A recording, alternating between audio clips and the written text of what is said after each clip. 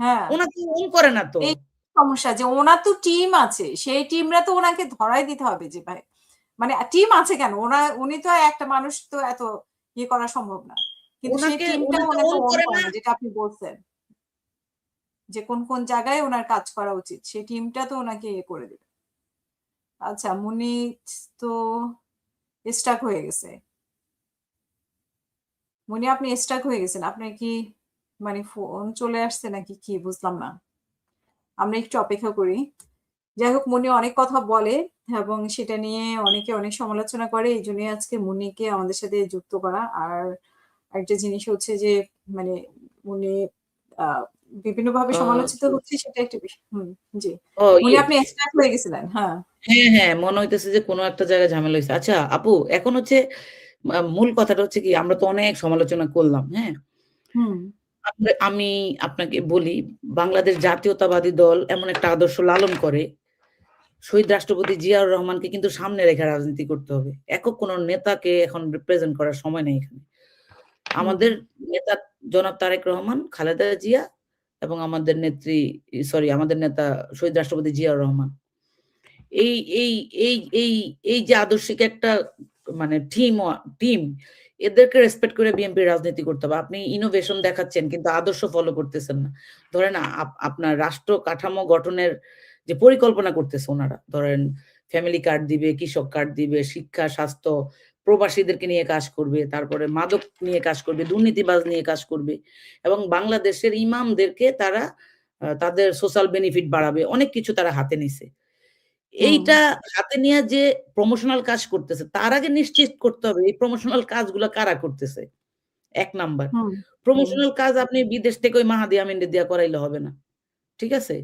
Promotional কাজগুলো করাইতে হবে একদম ডেডিকেটেড দলকে ভালোবাসে, দলের সাথে যারা ২০-৩০ বছর ধরে ইনভলভ তাদেরকে আপনার লিডারশিপটা দিতে হবে। স্পোক পারসন তারা হইতে হবে।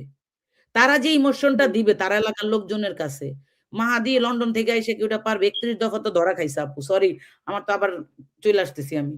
৩১ দফার কিছু অংশ নিয়ে এগুলা শুরু করছে। আপনি যখন দেখতেছেন যে একটা ইভেন্ট আপনার রিস্ক এ চলে গেছে তাহলে ওটার রিস্ক ফ্যাক্ট গুলা বের করতে হবে। ওটা কিন্তু করে না। এখন এই যে নতুন রাষ্ট্র কাঠামো গঠনের পরিকল্পনা করতেছে তারা, এটা খুবই অ্যাপ্রিশিয়েট করার মতো একটা জিনিস। কারণ হচ্ছে চেয়ারম্যান চাইতেছে ফার্স্ট ওয়ার্ল্ড এর মতো বাংলাদেশের মানুষেরও সোশ্যাল সিকিউরিটিটা নিশ্চিত করতে। আমি জানি না উনি কতটুকু পারবে কারণ এত কারাপ্টেড মানুষ বাংলাদেশে ইটার ভিতরে আপু ইটা প্রত্যেকটা ইটার মানে ভিতরে সোশ্যাল সিকিউরিটি দিতে গেলে নিজেরাই খায়া ফেলবো। হসমের আমি নোয়াখালী লাগো বাসায় হসমের রন্ধ্রে রন্ধ্রে আল্লাহর গজবিয়া গো দুর্নীতি হাঁদাই রইছে। তো হিয়ানতাই হেগুনে কেন উঠবো? তো তারেক রহমান সাহেব কি ওইটা কভার সোশ্যাল করতে পারবে? সিকিউরিটি দিলে সোশ্যাল সিকিউরিটি লিয়েও দুর্নীতি করবো। তো তা কেমনে? এক্সাক্টলি। তো ভাইয়া কিন্তু যেহেতু উনি প্র্যাকটিক্যালি লন্ডনে এগুলা দেখে আসছে, এইজন্য উনি চাচ্ছে বাংলাদেশে সোশ্যাল সিকিউরিটিটা নিশ্চিত করতে। ফ্যামিলি কার্ড মানে কি আপনারে কয়টা টাকা দিবে? ব্যাপারটা তো তা না। একটা মহিলা বাচ্চা পয়দা কইরা হসপিটাল থেকে বাইর হইতে পারে না টাকা না দিলে। সিজার করে না টাকা না দিলে। আরে ভাই সিজার না করলে এই বাচ্চা তো পেটে মইরা যাবোগা। চিন্তা করেন কতটা অমানবিক।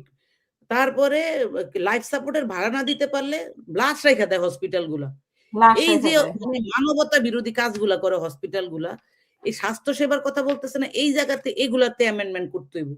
এগুলা উনারা যদি পাবলিকে মানে দিতে পারে তাহলে এটা সম্ভব। কিন্তু একই সাথে এই যে এলাকা ভিত্তিক যে আপনার এই কারাপ্টেড লোকজনগুলা দলকে এখন সামনে চলে আসছে আপু, এগুলা রাস্তে সরায় দিতে হবে।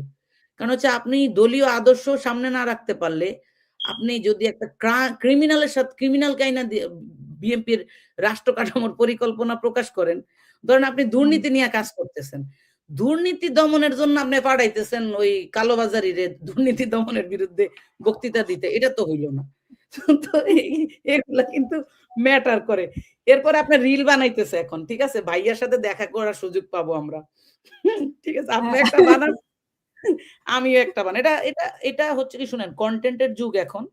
পৃথিবীতে কনটেন্ট ক্রিয়েটররা 30% লিডারশিপ এখন কিন্তু পিক করছে। তো ওই জায়গা থেকে কনটেন্ট ক্রিয়েটরদেরকে অসম্মান করা ইউটিউবার কয়। আমগো নেতারা ওই যে ২ পয়সা ইউটিউবার তো ভালো কথা। ২ পয়সার ইউটিউবার। ২ পয়সা ইনকামের জন্য, ভিউ ব্যবসার জন্য এগুলা কয়। ইউটিউবাররা যে পাছার চামড়া সব উড়াইয়া ফেলাইতেছে। তোমরা কোথায় কি করতেছে সব খবর ইউটিউবে আপু দেশের প্রতিটা মানুষের ঘরে ঘরে 2-3টা টিভি চ্যানেল আছে।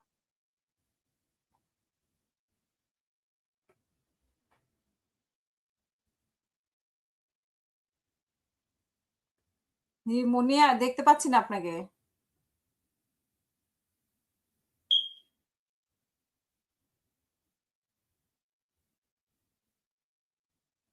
আচ্ছা, মুনিয়া আব্বার জন্য আসি। যাই হোক, 2 পয়সার ইউটিউবার, এখন 2 পয়সার ইউটিউবাররাই গোয়েন্দা বাহিনীর কাজ করতেছে, বাংলাদেশের গোয়েন্দা বাহিনী ঘুমাইতেছে, আর 2 পয়সার ইউটিউবাররাই সবকিছু প্রকাশ করতেছে। এটা দেখবেন যে সব ইউটিউবাররা কিন্তু টনক নড়ায় দেয় সবার, ঠিক আছে? তবে হ্যাঁ, সব ইউটিউবার যে সমানভাবে কাজ করতেছে বা দেশের ক্ষতি হচ্ছে না কিছু কিছু ইউটিউবারের জন্য, সেটাও ঠিক না। কিছু কিছু ইউটিউবারের জন্য দেশের ক্ষতিও হচ্ছে। বেশিরভাগ মানে অনেক সময় গুজব টুজব ছড়ায়। তবে ভালো ইউটিউবারও আছে, সেটাও আমাদের দেখতে হবে, এবং এরা কিন্তু গোয়েন্দার মতো কাজ করে। আপনি দেখবেন যে হাদির ঘটনার পরপরই ফেসবুকে সমস্ত কিছু চলে আসছে। আমাদের গোয়েন্দারা কিন্তু বের করার আগে সমস্ত গোয়েন্দারা এখন পর্যন্ত আসামিকে ধরতে পারে নাই। আর আমার মনে হয় ইউটিউবারদের দায়িত্ব দিলে, মানে সোশ্যাল অ্যাক্টিভিস্ট যারা, তাদের দায়িত্ব দিলে এতদিনে ধরে ফেলতো, ধরেই তো ফেলেছে, সমস্ত ছবি টবি তো পাচ্ছে, কিন্তু আমাদের গোয়েন্দার কাছে নাই। তো এটাই হচ্ছে বিষয় আর কি। দেখি মনে আছে কিনা, আসে কিনা। জামাত নিয়ে চুলকানি, ভাই কারো কোনো কিছু নিয়েই চুলকানি না, মানে যার যেটা ভালো সেটাও বলতে হবে, যার যেটা খারাপ সেটাও বলতে হবে। জামাত নিয়েও চুলকানি না, ইয়ে নিয়ে, যে বিএনপি নিয়েও চুলকানি না। চুলকানি হচ্ছে যে মানুষের, বাংলাদেশের মানুষের পক্ষে আমরা কথা বলি, সেটাই হচ্ছে আমাদের সরি আপু, চুলকানি। আমার ডিস্ট্রাক্ট হয়ে গেছিল, আমার চার্জ চলে গেছে। চলে গেছে, যাই হোক, আমরা যেটা কথা বলছিলাম সেটা বলেন। কিন্তু এই যে ইউটিউব, 2 আমি পয়সার শেষ ইউটিউবার করি নিয়ে এটা। কথা হ্যাঁ, বলছিলেন। যাই বলি হোক যে 2 আমরা পয়সার ইউটিউবরাই কিন্তু এখন দেশের সমস্ত খোঁজ খবর রাখতেছে। গোয়েন্দা টোয়েন্দা অবশ্যই এখন আপনি সব ঘুমায় গেছে। এখন না আপনার শুনেন, আমি আপনার একটা ছোট্ট কষ্টের কথা বলি। এখানে সবাই দেখতেছে। জুলাই আন্দোলনের সময় আপনি তো ছিলেন আমাদের মানে নেটওয়ার্কিং এর মধ্যে। আ আরো কয়েকজন ছিল, হ্যাঁ? তো সাগর ভাইও ছিল। তারপরে আরো আপনার অনেকেই ছিল। তো এরপরে জুলাইয়ের আমাদের কি দায়িত্ব এটা নিয়ে অনেক নেতাদের সাথে যোগাযোগ করছি। তো হুম, আমাদেরকে নির্দেশনা দিল কি তোমরা তোমাদের এলাকার আ নেতাকর্মীদেরকে সহযোগিতা করো। হ্যাঁ? নিজের হুম, জায়গা থেকে করো। কোন সমন্বয় নাই কিন্তু। তোমরা তুমগো মতন যা ইচ্ছা তাই করো। ব্যাপারটা এরকম। পরে আমরা কয়েকজন কি করলাম, কয়েকজন মিলে একটা WhatsApp গ্রুপ বানাইলাম, হ্যাঁ? তার মধ্যে হুম, আবার ইডেন কলেজের একটা মেয়ে আ ইতি না কি যেন নাম, ও ছিল সমন্বয়কের পক্ষে। তারপরে আমাদের আরেকটা ছেলে ছিল সম্রাট। যাত্রাবাড়িতে ছিল। এগুলারে আবার কানেক্ট করায় দিছে কিন্তু ফেস দ্য পিপল, হ্যাঁ? তো হুম, কানেক্ট যখন করাইছে না, তখন কারণ উনার চ্যানেলে ওগুলা আসতেছিল বারবার। তখন আমিও উনারে ফোন হুম, করছি, "ভাই আপনি আমারে হাসনাতের নাম্বার দেন, আসিফের নাম্বার দেন।" এরকম করে, করে বলতাম আরকি। এরপরে হুম, বাংলাদেশে এক সাংবাদিককে ফোন কইরা কয়েকটা পোলাপানের নাম্বার নিছি। তো এই যে কাজগুলো আমরা করছিলাম তখন, হ্যাঁ? নিজের উদ্যোগেই কিন্তু করছি। হুম। এরপরে বিএনপির এক তথ্য সম্পাদক আপুর ল্যাপটপ চুরি করছে জানেন? সরি আমি উনারে ছোট করে বিএনপির গুলশান অফিস থেকে যে লোক ল্যাপটপ চুরি করে সে হয়ে গেছে বিএনপির তথ্য সম্পাদক। একদম ট্রু ২ টা ল্যাপটপ আপু। তারপরে উনার আমি ফোন উনার সাথে আমার যোগাযোগ ছিল এবং বিএনপির একটা ডিভাইস আমি অস্ট্রেলিয়া থেকে পাঠাইছি প্রো লাইভ ডিভাইস। যেন দলের ওই যে স্টাক হয়ে গেলে নেটওয়ার্কিং স্টাক হয়ে গেলে যেন আ ইন্টারনেটটা রিজার্ভ থাকে। আমরা হুম, কাজ করি নাই পার্টির জন্য। এরপরে কি হইছে উনারে আমি ফোন করছি, "ভাই জুলাই আন্দোলন তো শেষ হইল।" ৬ তারিখে না ৭ তারিখে উনাকে ফোন দিছি। ৮ তারিখে ফোন দিছি আপু। ফোন দিয়ে আমি কই, "আচ্ছা একটা কাজ করেন, আমরা যারা সোশ্যাল মিডিয়াতে অনেক অ্যাক্টিভ ছিলাম, অনেক মানে যে আপনার কথাও বলছি যে কয়েকজন চ্যানেলে যারা কাজ করছে, যারা টক শো গুলা করছে, যারা ব্ল্যাক আউট এর সময় সবচেয়ে বেশি অ্যাক্টিভ ছিল, এদের একটা লিস্ট করে ভাইয়ার কাছে একটু বলেন সবাইরে একটা থ্যাংক ইউ ইমেইল দিয়ে দিতে।" হুম, এতে না হুম। অনেক ভালো হবে।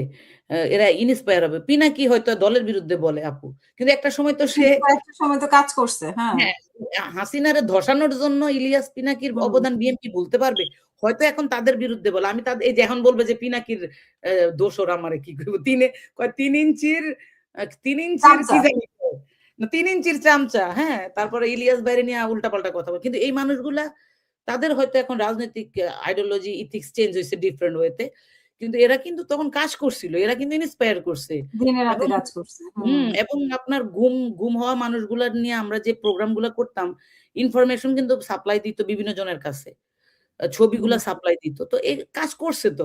একটা থ্যাংক ইউ লেটার দিলে কি, এটা তো টাইপিং কইরা একটা কাগজ দিতেছেন। আপনারে কি টাকা দিতে কইতাছি? যে আমরা মানে কোন করি ধন সম্পদ দিয়ে দিতেছে না। যে ফ্ল্যাট দিয়ে দিতেছে, বাড়ি দিয়ে দিতেছে। এরপরে সে তার উত্তর শুনে সে আমারে বলতেছে, অনলাইনে আমার চেয়ে বেশি কে কাজ করছে। অথচ এই লোকের ২০১২ সালে ২০১৪-১৩ সালে সরি ১৬ সালে আমি যখন অস্ট্রেলিয়ায় এর বউ অসুস্থ হইছে পরে আমি টাকা পাঠাইছি উঠায় একজনের মানে খোঁড়া দিয়া দিতেছি আপু।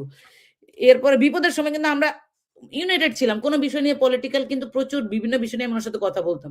আমার চেয়ে বড় কে অনলাইনে অ্যাক্টিভিজম করছে। অথচ ২০১৬ সালে একদিন কথার প্রসঙ্গে আমি উনারে বলি, "ভাই আপনি তো ডিজিটাল মামলা-টামলা খাইছেন। এখন কি করবেন মালয়েশিয়া বইসা? আপনি না আর্টিকেল লেখা শুরু করেন।" আমার এটা একদম স্পষ্ট মনে আছে। উনি আবার শিক্ষক মানুষ। তো একটু লেখালেখি করেন। সোশ্যাল মিডিয়াতে বিভিন্ন জায়গায় লেখেন। কয়, "হ্যাঁ, হ্যাঁ, আমি এই কাজগুলা করতেছি।" ওই লোক আমারে বলে আমার চেয়ে বড়। মানে নিজে সব ক্রেডিট নিবে। আমি কই তাইলে আপনার এই দিতে কোন লেটারটা? বুঝছেন? মানে আমার চেয়ে আন্দোলনে উনিই শুধু অ্যাক্টিভিস্ট ছিল, আর কেউ ছিল না। আর কেউ ছিল না। এরপরে এখন আবার কি হইছে সোশ্যাল মিডিয়া অ্যাক্টিভিজম এর দায়িত্ব দিছে হেরে। আর আচ্ছা এই ৮-১০ জন মানুষ ছাড়া কি ভাইয়া কাউরে চোখে দেখে না? মানে আমি এই দুঃখে বাঁচি না আপু। ধরেন আমরা বিএনপি পরিবার যেখানে আছে, এরাই আবার সবার আগে বাংলাদেশ, এরাই আবার বিএনপির জুলাই আন্দোলনের কমিটিতে, এরাই আবার বিএনপির মিডিয়া সেলে, এরাই আবার মানে ওই কুমিরের ওই ৩-৪ বাচ্চা লয়ে ঘোরাঘুরি করতেছে। কেন ভাই? মানে জায়গা ছাড়বে না। মানে না, না নিজেদের এটাকে তো গ্রুপিং বলে। এটা হচ্ছে সিন্ডিকেট। হ্যাঁ। এই সিন্ডিকেটের কারণে মানে ধরা খাইব সোজা কথা। এখন ব্যাপার হচ্ছে কি, এটা কেন বললাম যে আপনি আবার সোশ্যাল মিডিয়াতে উনি আবার নাইমা এখন কি করছে? আমার বিরুদ্ধে লোকজন লাগাইয়া দিছে, বুঝছেন? আমারে যেকোনোভাবে আমার আইডি খাইতে হবে, যেকোনোভাবে আমি কোনো কথা লিখলে ওইখানে এসে আমার রাজাকার বলে একটা গালি দিয়া যাইতে হবে। এবং উনি নিজে আমার বিয়ে কয়টা হইছে এটা নিয়ে সে Facebook এ কমেন্টস করে। অথচ আমার বিয়ে কেমনে হইছে, আমার লাইফে কি থ্রেট গেছে, কি ফেস করছি কোর্টে আমি, উনি কিন্তু সবকিছু জানে। যে মাঝে মধ্যে ফোন দিতাম, "ভাই আমার এই প্রবলেম গুলা হইছে, আমার জন্য দোয়া করেন। আমি হুম, ইমিগ্রেশন এই হুম, ফেস করতেছি, আমি ফ্যামিলি কোর্টে এটা ফেস করতে।" আমি তো উনার মেয়ের বয়সী হব আমার কাছে মনে হয়। হুম, ঠিক আছে? আমার কাছে তাহলে আপনার একটা মেয়ের বাচ্চা ঘরে থাকতে আপনি আরেকটা মেয়ের পার্সোনাল লাইফ নিয়া নোংরামি করতেছেন কেন? যদি আমি নোংরা হইতাম আপনি নোংরামি করতেন। কিন্তু হুম, আপনি এটাকে এস্টাবলিশড করতে চান। আরে ভাই বাংলাদেশে নেতাদের ওই ভিডিও ক্লিপ বাইর হয়ে যাইতেছে। ঠিক আছে? লিঙ্ক বাইর হয়ে যাইতেছে। তারা রাজনীতি করতেছে। আর আমি বিয়া করছি এটা নিয়ে এত সমস্যা। ঠিক আছে? ইভেন আমি আমার খুব খারাপ সময় ধরেন আপনার ইমিগ্রেশনে আমার কিছু পেপারস লাগবে, বুঝছেন? তো আমাদের এক নেতার বউরে আমি ফোন করছি যে, "ভাইয়াকে বইলেন আমি উনার ইমেইল আইডিটা ব্যবহার করব। যদি কোন ইমেইল যায় আমাকে যেন রেসপন্স করে।" কই, "না, না তোমার এই সমস্ত ব্যক্তিগত প্রবলেম নিয়ে তোমার ভাইকে কিছু বলার দরকার নেই।" তো হুম, মানে আমার এগুলো তো মনে আছে আপু, বুঝছেন? এগুলা মনে আছে। তো এখন ব্যাপারটা হচ্ছে কি দলের প্রতি ভালোবাসার জায়গা এটা ডিফারেন্ট আপু। হুম, ট্রাস্ট হুম, মি আমি যত কিছুই করি সারাদিন দোয়া করি আল্লাহ বিএনপি ঘুইরা দাঁড়াক, বিএনপির এই প্রবলেম গুলা সলভ হোক। তারেক রহমান বাংলাদেশের প্রধানমন্ত্রী হইতে হবে। কারণ কারে দিবে আপু? ধরেন হুম, জামাত যত কিছু বলে জামাত তো তাদের গায়ে থেকে যুদ্ধাপরাধী তো মুছাইতে পারবে না। পারবে? পারবে না কিন্তু। তাহলে হুম, যুদ্ধের পরে তারা বাংলাদেশের কোন ক্ষতি করছে কিনা এটা আমার বড় প্রশ্ন। ঠিক আছে? যুদ্ধতে তারা কেন বিরোধিতা করছে এটা আমরা এখন কিন্তু এই ৫৪ বছর পরে কিন্তু বুঝতেছি। পাকিস্তান আর বাংলাদেশ আলাদা করার জন্য সর্বাত্মক মানে যে ভোগটা করছে সেটা ভারত করছে। হুম, বুঝছেন? এটা কিন্তু ট্রু। হুম, ওইটাতে গোলাম আযমরা বিরোধিতা করছে। এখন তাদের ওই সময়ের রাজনীতির প্রেক্ষাপটে তারা বিরোধিতা করছে। তারা সেটার জন্য পাস্তাইছে, তারা ফাঁসি হইছে, সবকিছু হইছে। এখন হুম। আপনি ৫৪ বছর পরে আইসা আমাকে তো